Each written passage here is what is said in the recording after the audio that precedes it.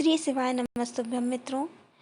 13 फरवरी को सोमवार की अष्टमी पड़ रही है और इस दिन का बहुत ही लोगों को मनोकामना पूर्ति हेतु इंतजार रहता है। तो इस महीने की 13 फरवरी को सोमवार की अष्टमी है और इस बार हम 5-5-5 वाला उपाय करेंगे अपनी किसी भी मनोकामना की पूर्ति को करने के लिए। तो चलिए जानते हैं कि यह उपाय हम कैसे कर सकते हैं। इस उपाय को करने के लिए हमें कुछ चीज़ों की आवश्यकता होगी, जिनमें से जो पहली चीज़ है वह है बेलपत्र।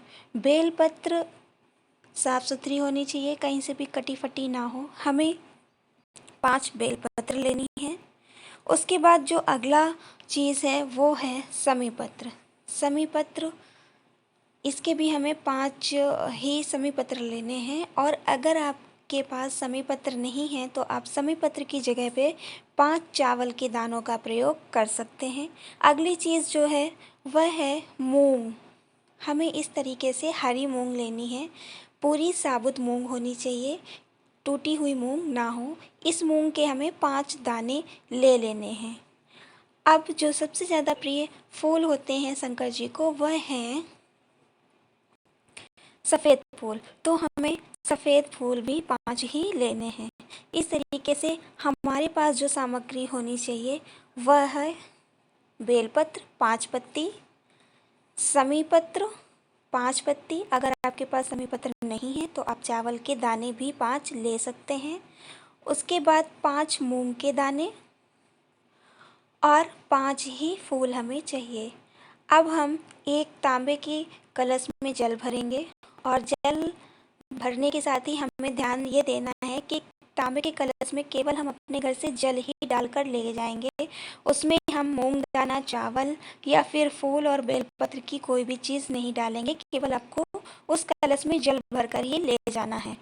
अब हम शिव मंदिर में जाएंगे। शिव मंदिर में जाने का जो हमारा समय है वह रहेगा सोमवार की अष्टमी को प्रदोष काल। याद रखिएगा मित्रों, जब भी हम प्रदोष काल में शिव जी की आराधना करते हैं तो वह ज़्यादा फलदायी होती है। तो हम ये सारी चीज़ें लेकर पहुंच जाएंगे प्रदोष काल में शिव मंदिर। शिव मंदिर पहुंचकर सबसे पहले हमें शिव जी को बेलपत्र अर्पित करनी है, जो कि 5 बेलपत्र हम लेकर गए हैं। उसके बाद हम उनको समी पत्र अर्पित करेंगे। अगर आपने समी पत्र की जगह पर चावल लिए हैं तो वो चावल हम अर्पित कर देंगे।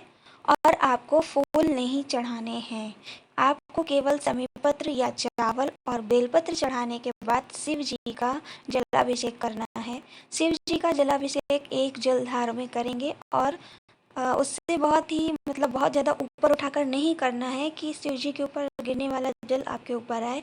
धीरे धीरे धार गिरानी है और एक ही धार गिरानी है कि जलाधार टूटे नहीं। उसके बाद आपको जब जल बहता हुआ जलाधारी तक आएगा तो वो जलाधारी से बहने वाले जल को लेना है और अपनी दोनों आँखों पर लगा देना है। और जलाधार समर्पित करते समय शिव जी को जल हम अपने मन की मनोकामना बोलेंगे। इतना करने के बाद जो हमारे पास फूल बचे हैं उन फूलों को हम सबसे पहले अशोक सुंदरी वाली जगह पर चढ़ाएंगे और फिर गौरा जी का जो हस्त कमल होता है वहाँ पर रखेंगे। और उसके बाद शिव जी के शिवलिंग पर जहाँ हमने जल चढ़ाया था वहाँ पर सफ़ेद फूल को समर्पित कर शिव जी का श्रृंगार करेंगे। अगर आप ऐसा करते हैं तो निश्चित ही भोले बाबा आपकी मनोकामना पूर्ति करेंगे। हर हर महादेव। श्री शिवाय नमस्तुभ्यम।